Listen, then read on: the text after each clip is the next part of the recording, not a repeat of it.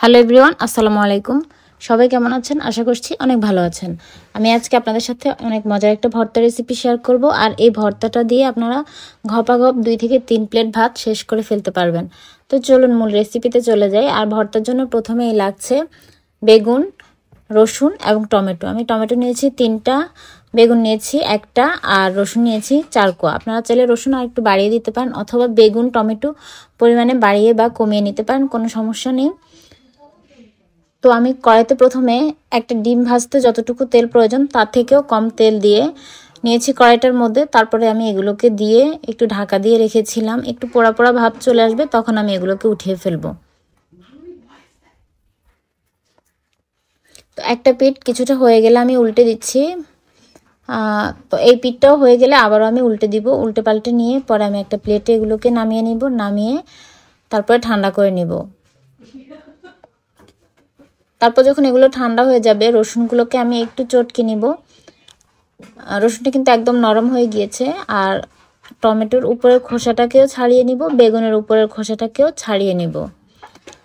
খোসাটা ফেলে দিলেই ভালো, না হলে খাওয়ার সময় দাঁতের নিচে লাগে, খেতে ভালো লাগে না। অনেকে চাইলে খোসাগুলো রেখে দিতে পারেন, কোনো প্রবলেম নেই। যদি যারা সহ্য করতে পারেন তারা এরকম খোসা টাইপের কিছু দাঁতের নিচে পড়লে কিন্তু খেতে ভালো লাগে না, তাই জন্য আমি ফেলে দিচ্ছি। টমেটোর খোসাটা ফেলা হয়ে গেলে আমি বেগুন থেকেও খোসাগুলোকে ছাড়িয়ে নেব।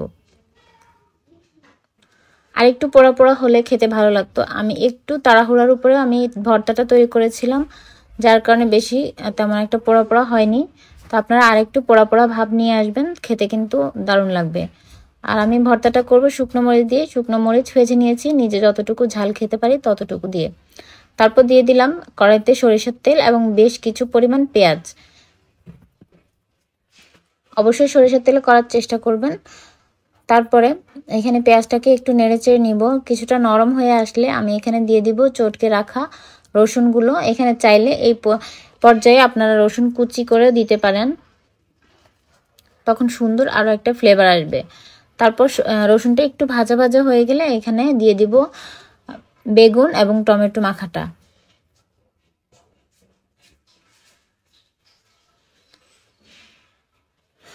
একটু নেড়েচেড়ে নিব। তারপরে টমেটোটাও এখানে দিয়ে দিব। তারপরে এগুলোকে আমি আবারও খুব ভালোভাবে নেড়েচেড়ে নিব। নাড়তে নাড়তে যখন এগুলো হয়ে যাবে তারপরে এখানে দিয়ে দিব শুকনো মরিচগুলোকে আমি একটু চটকে রেখেছিলাম গুঁড়ো করে। তারপর সেগুলো এখানে দিয়ে দিচ্ছি। ঝালটা অবশ্যই নিজেদের পছন্দ অনুযায়ী দিয়ে নেবেন, তবে ভর্তা যে কোনো ভর্তায় একটু ঝাল হলে খেতে ভালো লাগে। ভর্তা মানেই হচ্ছে ঝাল, ঝাল না হলে কোনো ভর্তাই খেয়ে ভালো লাগে না। তারপর দিয়ে দিচ্ছি স্বাদ মতো লবণ। আগে কোনো লবণ দেওয়া হয়নি, তাই আমি এখন পরিমাণ মতো লবণটা দিয়ে দিচ্ছি। লবণটা দিয়ে আবার নেড়েচেড়ে নিব। তারপরে এখানে দিয়ে দিব ধনিয়া পাতা কুচি।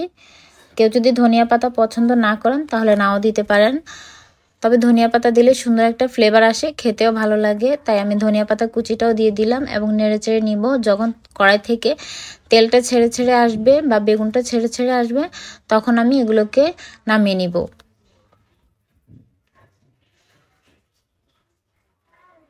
ভর্তাটা একেবারে রেডি। এখন আমি এটা একটা বাটিতে তুলে নিয়েছি। এটা খেতে কিন্তু খুবই মজার হয়েছে। আর এটা গরম গরম ভাতের সাথে গরম গরম ভর্তা খেতে কিন্তু খুবই মজা। তা আমি একটু খেয়ে দেখাচ্ছি কেমন লাগছে। আমার আজকের রেসিপিটি আপনাদের কাছে কেমন লাগলো অবশ্যই কমেন্টে জানাবেন। আমি আজকের মতো এখানেই বিদায় নিয়ে নিলাম। আল্লাহ হাফেজ।